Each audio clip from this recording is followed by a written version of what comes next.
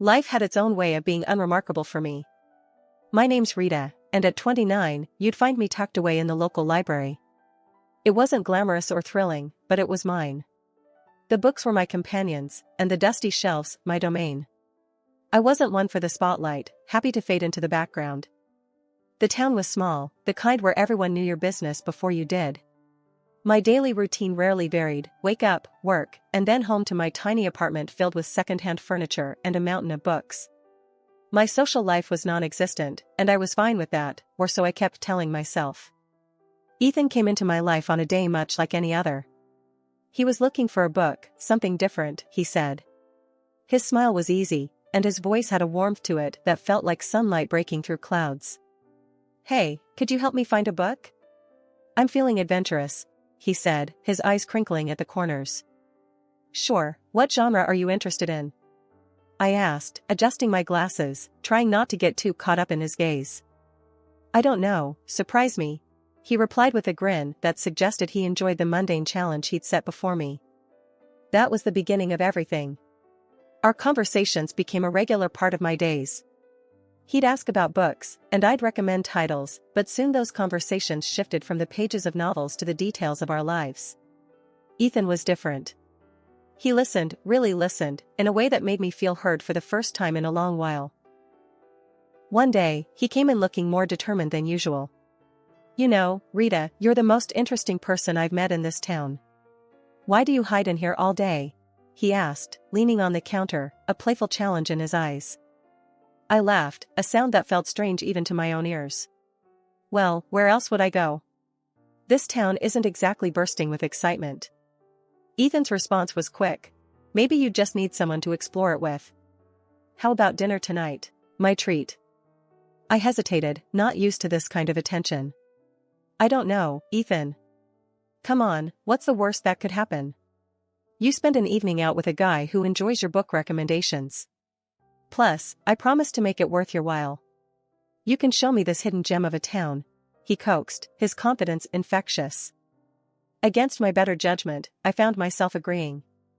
"Okay, sure. But no fancy places, I don't do well with all that pomp." "Deal," Ethan said, his smile lighting up the room. "I'll pick you up at 7. Where's something comfortable?"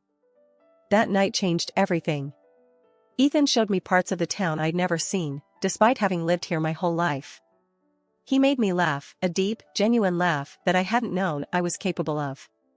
He listened to my stories, my dreams, and my fears, never once making me feel small or insignificant. As we walked back to my apartment, he stopped and looked at me, a seriousness in his eyes. "Rita, I know we've only just met, but there's something about you. You're not like anyone I've ever known. You're genuine, and in a world full of fakes, that's rare." I didn't know what to say. No one had ever spoken to me like that before. "Ethan, He cut me off, gently placing a finger on my lips. "You don't have to say anything. Just know that I see you, Rita. I see the person you are, and I like what I see." Ethan had always been the sweet spot in my day, making everything seem brighter with his care and affection. He had this way of making me feel seen, calling me beautiful, kind, and smart, things I hardly believed about myself. It was his warmth that won me over, making the idea of forever seem not just possible, but desirable. When he popped the question, it felt like a dream. "Marry me, Rita. I can't imagine my life without you," he had said, his eyes shining with sincerity. I didn't hesitate. "Yes," I breathed out, feeling a mix of excitement and disbelief. But before we could get lost in the whirlwind of wedding planning, there was one crucial step we had to take: meeting his parents. Ethan had given me a heads up, a sort of pre-warning. "My folks, they have a bit of a high standard for who I bring home. But don't sweat it, okay? They're gonna love you once they see how amazing you are," he assured me, though his nonchalance did little to ease my nerves. I was a wreck before the meeting, rummaging through my wardrobe for something that screamed modest yet dignified. It felt like an impossible dress code to crack. Ethan, on the other hand, was the picture of calm, almost disinterested, as if the outcome of this meeting didn't weigh on him at all. "You're overthinking it, Rita. Just wear what you're comfortable in," he said casually, which only frayed my nerves further. The day arrived, and I chose a simple blue dress that I hoped struck the right balance. As we drove to his parents' house, Ethan seemed more preoccupied with the music on the radio than the impending introduction. "You sure they're gonna like me?" I asked, seeking some reassurance. They'll come around. Just be yourself," Ethan replied, his attention briefly flitting to me before returning to the road. His laid-back attitude felt jarring compared to the storm of anxiety brewing inside me. Walking up to the door of Ethan's childhood home, my heart was pounding. His earlier warnings echoed in my head, painting a picture of the scrutiny I was about to face. The door swung open, and we were greeted by Ethan's parents, their expressions hard to read. The dinner that followed was a minefield. Ethan's parents grilled me with questions that felt more like an interrogation than casual dinner conversation. "So, Rita, Ethan tells us you work at a library. Do you see yourself doing that long term?" his father asked, his tone suggesting he found my job lacking. I fumbled for an answer, trying to sound confident. "I love working there. It's fulfilling in a way I can't quite describe," I said, hoping my passion would be enough to win them over. Ethan was strangely quiet throughout, offering little support as I navigated the barrage of questions and veiled criticisms. It felt like I was alone on the battlefield, with Ethan retreating into a role of passive observer. As we drove home, the silence in the car was deafening. I couldn't help but feel disappointed, not just in the evening's events, but in Ethan's indifference. "I thought you said they'd warm up to me." I finally broke the silence, my voice tinged with hurt. Ethan shrugged, a frustratingly nonchalant gesture. "Give it time, Rita. They just need to get to know you better," he said, his words doing little to comfort me. After a few more dinners that felt more like interrogations than friendly meals, it was clear Ethan's folks weren't my biggest fans. They saw me as some kind of gold digger, I guess, which couldn't be further from the truth. I was never after Ethan's money. Heck, I barely knew about it until he brought it up himself one evening, saying, "My parents are a bit old school, you know? They worry about the weirdest things, like money and status." One night, Ethan came home looking more serious than usual. "Babe, we need to talk," he said, avoiding my eyes. That's when I knew something was up. "What's wrong?" I asked, feeling my stomach tie up in knots. "It's my parents," he started, finally looking at me. "They're insisting we sign a prenup." "A prenup?" The word felt foreign, bitter on my tongue. "Ethan, you know I don't care about your money, right?" He sighed, running his hands through his hair. I know. And I don't care about it either, not when it comes to us. But they're adamant about it. They think it'll protect both of us or whatever." I was hurt, not gonna lie. It felt like they were already betting on our failure. But I loved Ethan more than I cared about his parents' approval or some stupid agreement. "Fine," I said, more sharply than I intended. "Let's sign it and be done with it. Your money, my money, whatever. I don't care. I just want you." Ethan looked relieved, and a part of me hated that. "Thank you, babe. I hate this as much as you do, but it's just a piece of paper. It won't change anything between us." So, we signed the damn thing. Some lawyer his parents knew drew it up, making sure neither of us could touch the other's stuff if things went south. It felt like signing a declaration of distrust before we even started, but I pushed those thoughts away. I was in love, and love was supposed to conquer all, right? Our wedding was nothing grand, just the way I wanted it. A few close friends, an intimate ceremony, and the promise of forever. I moved into Ethan's place shortly after. It was a nice house, nothing too fancy, but it felt miles away from my old apartment. Ethan's parents lived nearby, which I soon found out meant surprise visits that were more about checking up on me than anything else. Life with Ethan started off like something out of a fairy tale, but it wasn't long before the gloss started to fade, revealing the grim reality beneath. The shift wasn't overnight, but the signs were there, creeping in slowly, eroding what we had built. His mother, Linda, was the first crack in our perfect picture. She'd drop by unannounced, her eyes scanning the house like she was taking inventory. "Remember, this is Ethan's house. Everything here is his." I tried to keep my cool, replying, "I'm well aware, Linda. I'm not here for your son's things. I love him." She scoffed. "Love doesn't pay the bills, dear. Just remember, if you ever leave, you leave with what you came with, nothing." One day, she paraded around the house, pointing out every piece of furniture, every appliance, every knickknack that Ethan owned. "See this couch? Ethan's. That painting? Also Ethan's. Remember, dear, in case things go south, you have no claim over any of it, she said, her voice laced with venomous sweetness. It was as if she relished reminding me of my place in their world. Ethan's father, George, wasn't any better. He and Linda acted like they owned our house, not just visiting. They'd demand coffee the moment they walked in, critique how I made it too weak or too strong, then settle in front of the TV, expecting me to wait on them hand and foot. Grab us some of those chips, will you?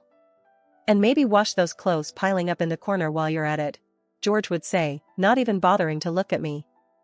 The worst part? Ethan never said a word against it. He'd laugh along, adding his own jabs. Yeah, she's still learning how to do things right around here. Give her time. I felt like I was losing my mind. This wasn't the man I married, this was someone else, someone cruel and dismissive. Do you even hear yourself? How can you let them treat me like this? I'd confront Ethan after his parents left. Babe, they're just set in their ways. You know how old people are. He'd shrug it off, making it sound like I was the one overreacting. They don't mean anything by it. Plus, you know we're on their dime. Can't bite the hand that feeds, right? That line hit me like a slap in the face. So, that was it. I was just the freeloader, the girl who married into their little empire and had to play by their rules or get out. My job at the library, which I loved, was a joke to them, just another reason to look down on me. The days blurred into each other, each one a repetition of the last, until that unremarkable Tuesday when everything changed. I was at work, shelving books, when I felt a sharp pain in my stomach, doubling me over. It wasn't just stress, it was something more, something worse. The next thing I knew, I was in the hospital, the sterile smell of antiseptic filling my nostrils. Lying in that hospital bed, I couldn't help but think how this was a new low. Alone, in pain, and not a single message or call from Ethan. Just when I thought things couldn't get any darker, a knock on the door heralded a visitor I never expected. Rita Turner? The man at the door was dressed in a suit, holding a briefcase, looking wildly out of place in the sterile hospital room. Yeah, that's me. Who are you? My voice was weak, tired from the pain and the endless cycle of disappointment. I'm Michael Johnson, a notary. I have something important to discuss with you. His tone was formal, but there was something in his eyes that made me want to listen. I motioned for him to continue, curiosity piqued, despite the situation. It's about your great-uncle, Edward Turner. He passed away recently, and, well, you're his sole heir. Rita, he left you an inheritance. The words didn't make sense at first. Are you sure you've got the right person? I haven't seen him for 15 years. Michael nodded. Quite sure. He was a private man, but always remembered you. Wanted to make sure you were taken care of. Lying in the hospital bed, feeling a mix of confusion and anticipation, I watched as the notary prepared to delve into the specifics of my great-uncle's will. He cleared his throat, opened his briefcase, and laid out the documents in front of him.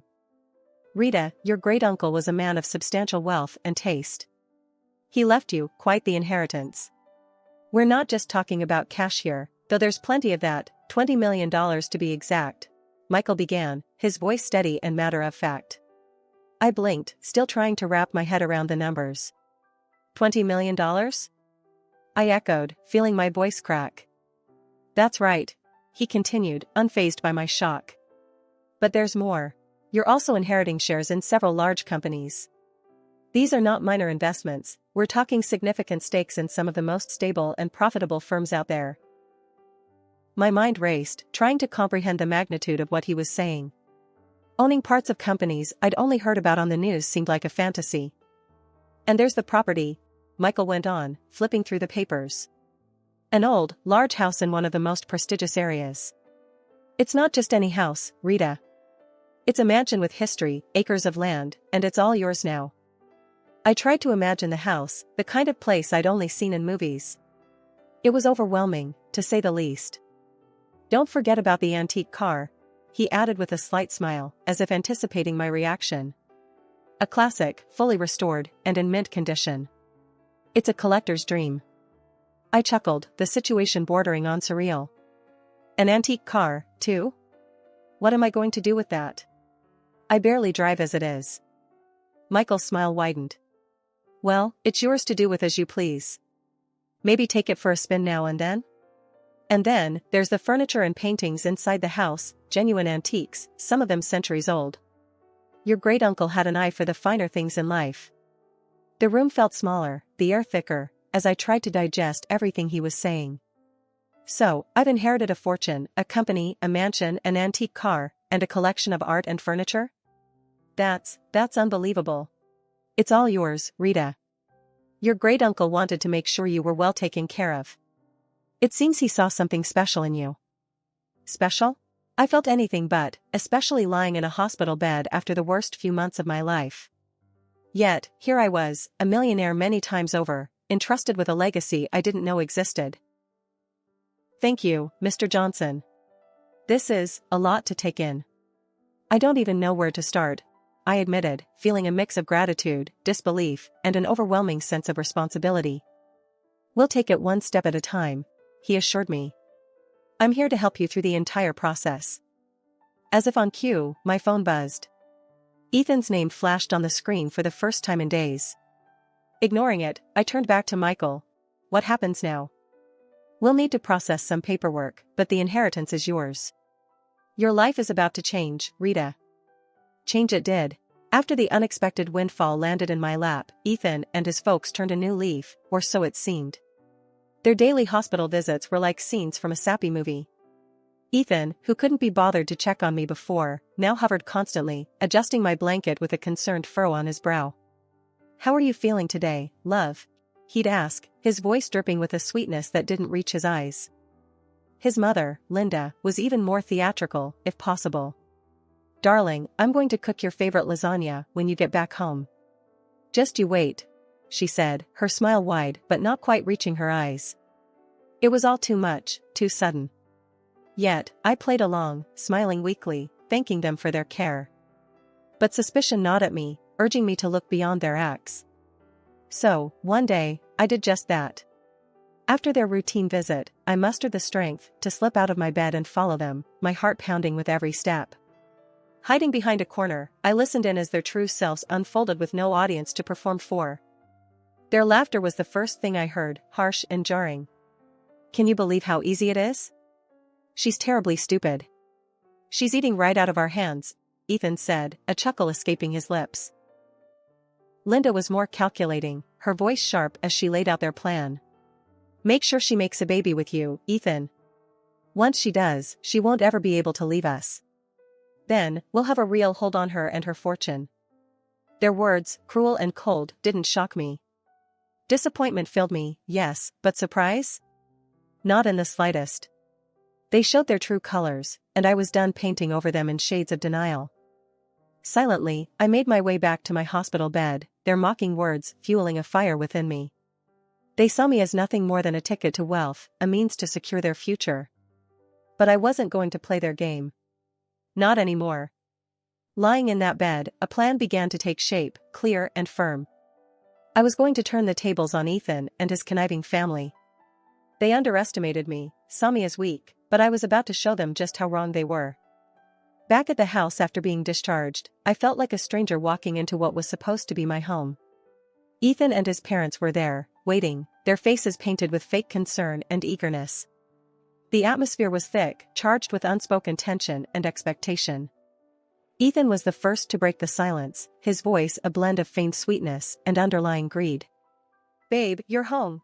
How are you feeling? We've been so worried about you. Ignoring the lump in my throat, I met his gaze squarely, seeing the man I once thought I knew. I'm feeling better, thanks. But we need to talk. All of us, I said, my voice steady despite the turmoil inside. Linda, ever the actress, stepped forward, her hands clasped together as if in prayer. Of course, dear. We're here for you. Whatever you need. It was now or never. I took a deep breath and laid out my cards. I'm filing for divorce, Ethan. And before you ask, no, you won't see a dime of my inheritance. The room fell silent, the air sucked out of it as if by a vacuum. Ethan's face paled, his mask slipping to reveal the panic underneath. Divorce? But why? I thought we were happy? Happy? The word tasted bitter in my mouth. You, your mom, and your dad have made my life a living hell. You've treated me like a servant, not a wife. And now, suddenly, you're worried about me because I'm worth something to you? Ethan stammered, struggling to find the words, but Linda, always quick, jumped in. This is nonsense. We've always treated you like family. You're imagining things, dear. Rolling my eyes, I pulled out the prenuptial agreement from my bag, waving it in front of him. This is what saved me. You thought you could play me, but I'm not the naive girl you took me for. George, silent until now, finally spoke, his voice a mix of anger and defeat. You'll regret this. We're your family. No, you were never my family. A family doesn't treat one of their own like dirt and then turn sweet when money comes into the picture. I'm done here. Moving into my own place was the breath of fresh air I desperately needed. The apartment was small and cozy, a stark contrast to the life I'd left behind. It wasn't just a new living space, it was my declaration of independence, my fresh start. The phone call started almost immediately. Ethan, with his voice dripping with desperation, was the first to break the silence. Rita, please, you've got to come back. We can work this out, I know we can. His pleas fell on deaf ears. I was done, and no amount of begging could change that. Ethan, it's over. I'm not coming back. You need to accept that, I said, my voice firm, leaving no room for negotiation. Not long after, Linda chimed in, her tone a toxic mix of anger and guilt-tripping. Ungrateful. After everything we've done for you. You owe us, Rita. You're making a huge mistake. Owe you? For what, Linda? For making me feel like nothing more than a burden? No, I don't owe you anything. Goodbye. Hanging up on her felt like shedding a heavy weight, a final cut from the ties that bound me to a life of misery. The divorce was a relief, a clean break from a past that had threatened to consume me. Through friends, I heard about the fallout between Ethan and his parents. The irony wasn't lost on me, the very document they had insisted on, the prenuptial agreement, was now the source of their family strife. With my great-uncle's inheritance securely in my name, I found purpose in generosity. A significant portion went to charities that mattered to me, causes that would make a difference in the world. But it was the bookstore that became my passion project, a cozy haven for lovers of old and rare books. It was my way of reconnecting with the world, on my terms. My journey hadn't been easy, fraught with challenges and heartache, but standing in my bookstore, surrounded by the stories of countless others, I knew I had found my happy ending. It wasn't just about moving on from Ethan and his family's manipulation, it was about rediscovering who I was and what I loved. Here's to new beginnings. I toasted to myself one quiet evening after closing up shop. The road ahead was uncertain, but it was mine to travel, filled with possibilities and the promise of newfound happiness.